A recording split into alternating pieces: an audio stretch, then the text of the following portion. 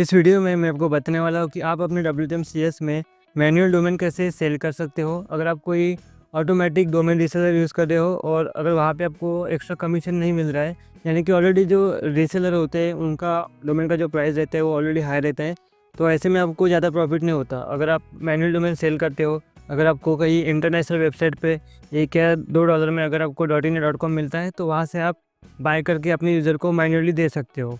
तो ये जो मॉड्यूल है ये काम ऐसे करता है कि अगर कोई यूज़र उसके क्लाइंट एरिया से नेम सर्वर को अपडेट करता है, तो उसका जो रिक्वेस्ट होता है वो एडमिन पैनल में आता है। फिर एडमिन उसको चेक करेगा और फिर जहाँ से भी एडमिन ने डोमेन लिया होगा वहाँ पे वो मैनुअली अपडेट करके दे देगा यूज़र को। तो इस तरह से ये मॉड्यूल वर्क करता है। तो इसका सेटअप कैसे करना है वो हम देख लेते हैं।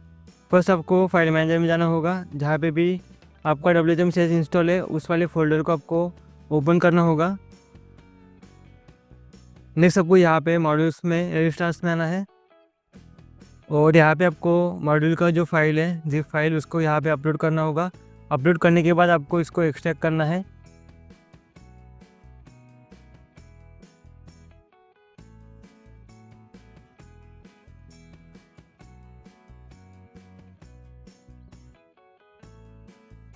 तो मॉड्यूल हमारा यहाँ पे जो फाइल है वो अपलोड हो चुका है। नेक्स्ट आपको यहाँ पे इंक्लूड में हुक्स में आना है और यहाँ पे ये जो PHP फाइल्स है इसको आपको यहाँ पे अपलोड करना है।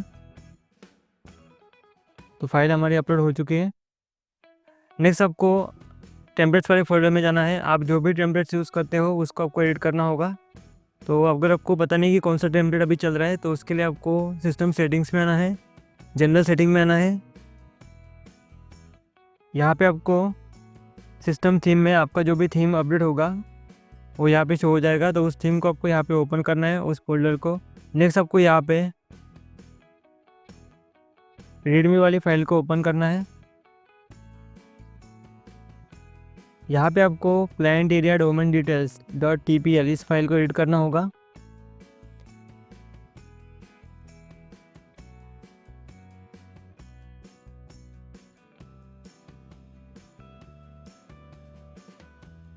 एडिट करने के बाद आपको इसके कोड को कॉपी करना है और किसी भी टेक्स्ट एडिटर में इसको पेस्ट करना है। नेक्स्ट आपको यहाँ पे इस वाले कोड को सर्च करना है इस फाइल में।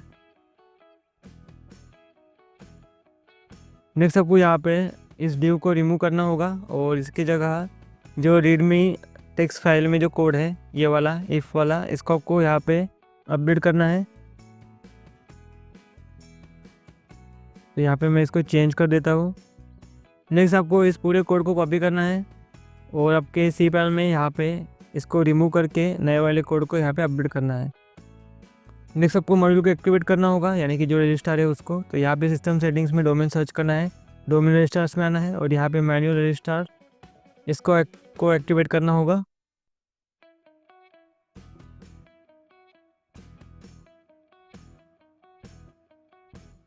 तो ये एक्टिवेट हो चुका है और कॉन्फ़िगर करने की ज़रूरत नहीं है, ओनली एक्टिवेट से ही काम इसका हो जाता है। नेक्स्ट फिर से आपको यहाँ पे सिस्टम सेटिंग्स में आना है, डोमेन प्राइसिंग वाले ऑप्शन में आना है। अगर आपने कोई भी डोमेन यहाँ पे ऐड नहीं किया है तो फर्स्ट आपको यहाँ पे डोमेन को ऐड करना होगा। तो यहाँ पे मैं डोमेन को ऐड कर लेता हूँ। इसका जो प्राइस है वो सेट कर लेता हूँ। अगर आपने ऑलरेडी डोमेन को ऐड करके रखा है तो इस प्रोसेस को आप स्किप कर सकते हो यहाँ पे।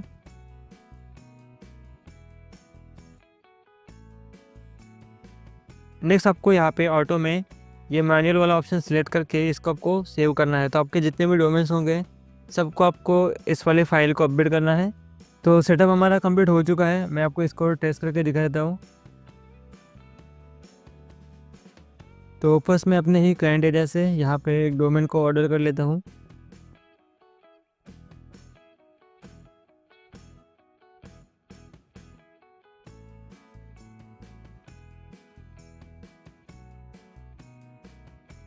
ऑर्डर करने के बाद ये जो होगा इनवॉइस ये अनपेड में चला जाएगा और जो ऑर्डर होगा हमारा डोमेन का वो भी पेंडिंग में चला जाएगा।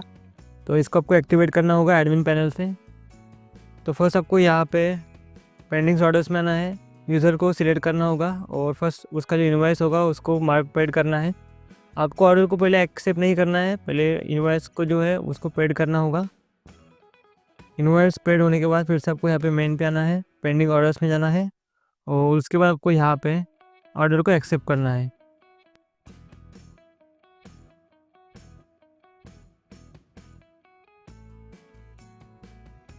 तो जो भी यहाँ पे नोटिफिकेशन होगी वो यहाँ पे टू डू लिस्ट में आ जाएगी। मैं क्लाइंट एरिया पे भी चेक करके दिखा देता हूँ यहाँ पे।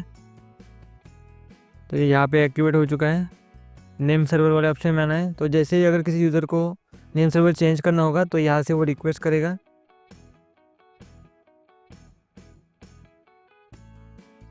ओके, तो हमारा जो नेम सर्वर है वो चेंज हो चुका है और यहाँ पे मैसेज भी आ चुका है कि ये जो बटन है इसका ये 60 मिनट तक डिसेबल रहेगा। तो ये मैंने इसमें ऐड करके रखा है कि जैसे कोई यूज़र यहाँ पे रिक्वेस्ट करता है नेम सर्वर चेंज के लिए तो यहाँ का जो बटन है वो ऑटोमेटिक डिसेबल हो जाएगा 60 मिनट के लिए। और जैसे ही 60 मिनट कंप्लीट हो जाएंगे फिर से यहाँ पे जो बटन है चेंज का वो यहाँ पे आ जाएगा। तो ये इसलिए ऐड किया है कि मान लो कोई यूज़र अगर बार बार अगर रिक्वेस्ट करता है तो उतनी रिक्वेस्ट एडमिन के पास चली जाएगी और एडमिन खुद ही कन्फ्यूज़ हो जाएगा कि कौन सा नेम सर्वर अपडेट करना है। तो इसलिए यहाँ पे ये ऐड करके रखा है। ओके, तो अगर आप एडमिन को चेक करना होगा कि किसी यूज़र ने रिक्वेस्ट किया है नहीं किया है तो उसको यहाँ पे डैशबोर्ड में टू डू लिस्ट में आ जाएगा। तो यहाँ पे मैं रिफ्रेश करके भी आपको दिखा देता हूँ। ये आप देख सकते हैं टू डू लिस्ट में एक रिक्वेस्ट आ चुकी है सेव नेम सर्वर की। और जो भी नेम सर्वर यूज़र ने रिक्वेस्ट किया होगा अपडेट के लिए वो यहाँ पे आ जाएगा।